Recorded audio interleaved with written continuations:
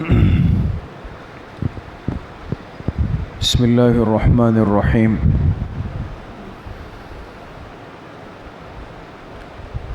حدیث پاک میں جناب رسول اللہ صلی اللہ علیہ وسلم نے یہ بات واضح فرمائی ہے کہ اس دنیا میں ہم جو اعمال کرتے ہیں، اگر وہ نیک عمل ہے تو اس کا اچھا بدلہ، اچھا صلہ اس دنیا میں بھی اللہ پاک دیتے ہیں، اور اگر خدا نخواستہ کوئی اس دنیا میں برا عمل کرتا ہے، بدعملی کرتا ہے، اللہ کو ناراض کرتا ہے، اللہ کی نافرمانی کرتا ہے، تو اس کا برا انجام اس دنیا میں بھی ملتا ہے۔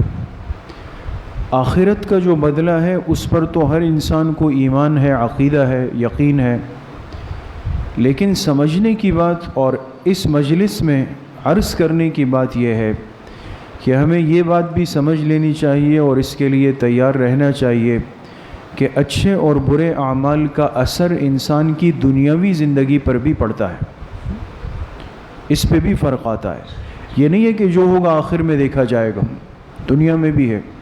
اس لیے بہت ساری تکلیفیں، معاملات، مصائب، وہ ہم اس کو آزمائش کہہ کے ٹال دیتے ہیں کہ اللہ کی طرف سے آزمائش ہے۔ بھائی یہ بھی شیطان دل میں ڈالنا ہوتا ہے کہ بھئی یہ نیک لوگوں پہ آتی ہے لہذا شاید ہم پہنچے ہوئے لوگ ہیں، ایسا نہیں ہے۔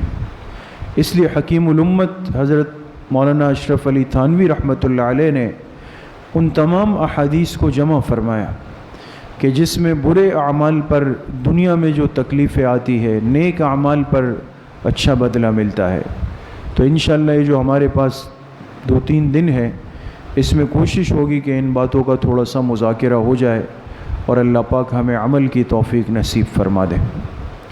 تو آج کی مجلس میں وہ چند روایات کہ اگر خدا نخواستہ ایک انسان دنیا میں بدعملی کرتا ہے، اللہ کے حکم کو توڑتا ہے یا اللہ کو ناراض کرتا ہے، تو اس کا ہماری دنیا کے معاملات پہ کیا اثر پڑتا ہے یا جسم کی صحت پہ کیا اثر پڑتا ہے۔ حضرت فرماتے ہیں کہ معاصی کہتے ہیں نافرمانی کو، معصیت۔ فرماتے ہیں معاصی کا ایک بڑا اثر یہ ہے کہ یہ شخص علم سے محروم ہو جاتا ہے، اس لیے کہ علم ایک باطنی نور ہے اور معصیت سے باطن کا نور یہ بجھ جاتا ہے۔ دیکھیں، علم جو اللہ کی ایک بڑی نعمت ہے اور انسان کو صحیح غلط، حرام حلال، پاکی ناپاکی اس کی تمیز دیتی ہے، فرماتے ہیں انسان اس سے محروم ہو جاتا ہے۔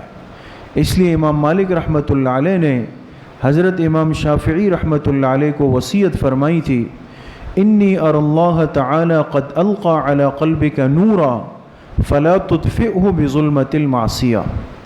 فرمایا میں دیکھ رہا ہوں کہ اللہ نے آپ کے دل میں ایک نور ڈال دیا ہے، لہٰذا اس کو معصیت کی تاریکی سے بجھا مت دینا۔ تو بدعملی سے انسان بچے گا، علم کے حصول اور علم کی سمجھ کے راستے اللہ پاک کھولتے ہیں۔ نمبر 2 فرماتے ہیں کہ اللہ کی نافرمانی کا ایک بڑا نقصان دنیا میں یہ ہے کہ اس کے رزق کو تنگ کر دیا جاتا، رزق میں کمی آ جاتی۔ سوچنا تو پڑے گا، یہ جو چلتے ہوئے معاملات رکتے ہیں، آج کی پریشانیاں ہیں، اور یہ سارے معاملات آج ہم نے 2 مہینوں سے اپنی آنکھوں سے ہر مسلمان دیکھ رہا ہے۔ کیا ہوا ہمارے ساتھ؟ چلتے ہوئے کاروبار رکے نہیں، مارکیٹیں بند نہیں ہوئی، منتیں کرنی پڑی حلال تجارت کرنے والوں کو کہ خدا کے لیے ہمیں اپنا رزق روزگار کمانے دیں، اجازت نہیں مل رہی۔ یہ ہو کیا رہا ہے؟ ہمیں اپنے اعمال پر بھی غور کرنا چاہیے۔ آگے تیسری بات حضرت فرماتے ہیں کہ معاصی کا ایک تیسرا بڑا نقصان یہ ہے کہ اس انسان کو اللہ پاک کی ذات سے ایک وحشت ہو جاتی ہے، اللہ کی ذات سے۔ اور فرمایا یہ ایک ایسی بات ہے کہ اگر ذرا سا بھی ذوق ہو تو انسان اس کو سمجھ سکتا ہے کہ اللہ سے وحشت کا کیا مطلب ہے۔ پھر اللہ پاک کی بات، اللہ کا تذکرہ، اللہ کی یاد، اللہ سے تعلق، یہ چیزیں ذرا عجیب سی لگنے لگتی ہیں اور لگتا ہے یہ سب ایک ظاہری سی چیز ہے، اس کی کوئی حقیقت نہیں ہے۔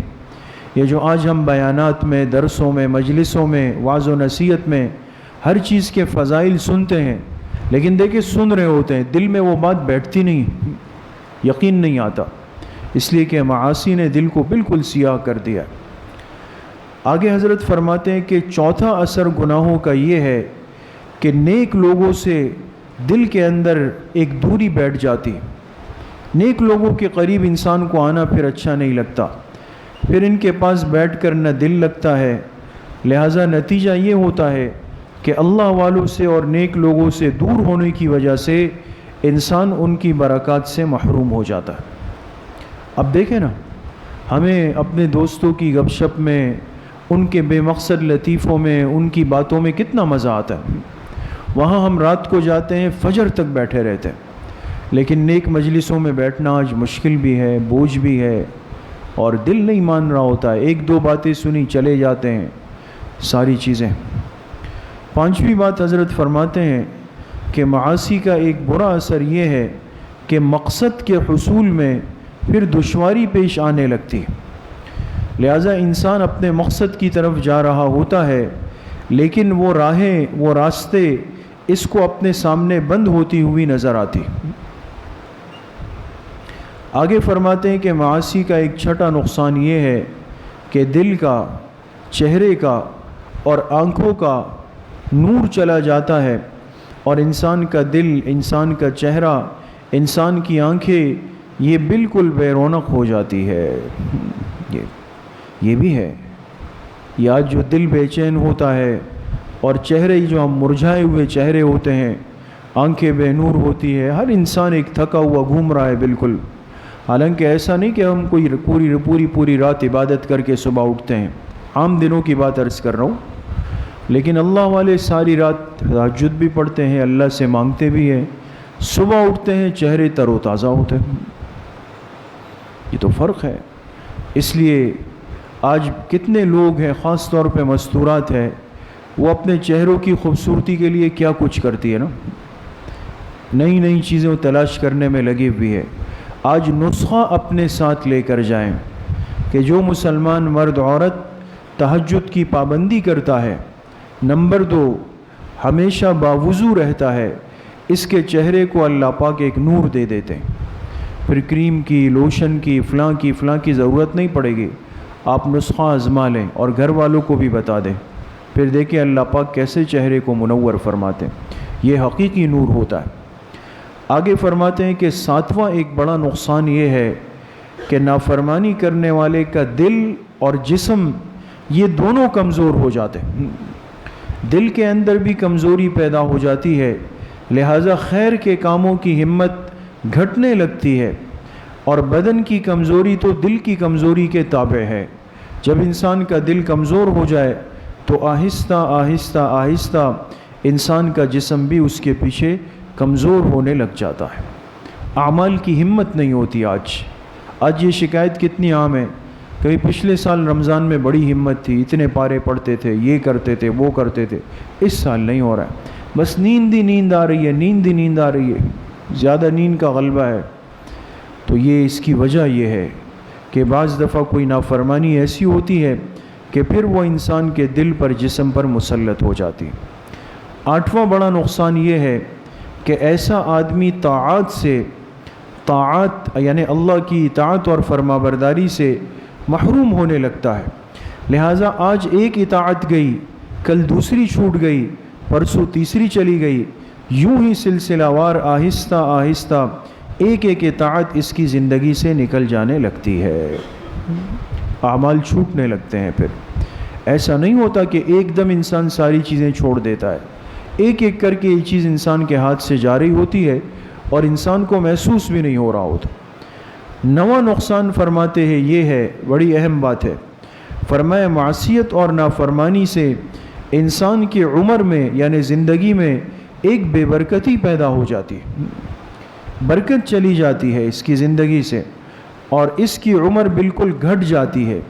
گھٹنے کا مطلب یہ ہے کہ جتنی اللہ نے لکھی وہ تو ضرور ملتی ہے، لیکن وہ کام جو پہلے دنوں میں ہوتے تھے اب وہ مہینوں میں بھی نہیں ہو پاتے، جو پہلے مہینوں میں ہوتے تھے وہ سالوں میں بھی نہیں ہو پاتے، وقت کی برکت اس سے لے لی جاتی ہے، اور اس کے کام ایک ایک کر کے رکنے لگ جاتے ہیں۔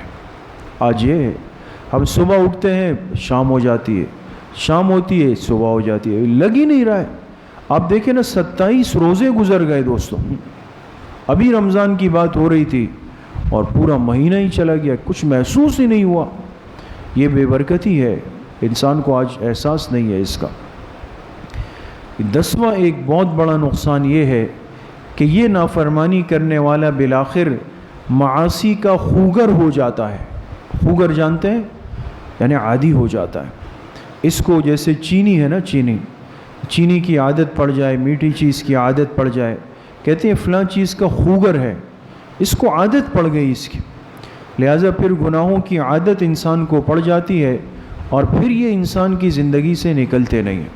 لطف آتا ہے، پھر مزہ آتا ہے، پھر انسان اس کو خود بھی کرتا ہے، دوسروں کو بھی سکھا رہا ہوتا ہے۔ یہ مصیبتیں۔ تو بہرحال یہ حضرت نے آگے کافی ذکر فرمائی ہے، اس میں سے 10 کا تذکرہ آج کی مجلس میں ہوا ہے۔ اللہ پاک مجھے بھی آپ سب کو صحیح عمل کی توفیق نصیب فرمائے۔ اس ماہ مبارک میں ہر قسم کی چھوٹی بڑی معصیت سے، نافرمانی سے اللہ ہم سب کی کامل حفاظت فرمائے۔ وآخر دعوانا ان الحمد للہ رب العالمین۔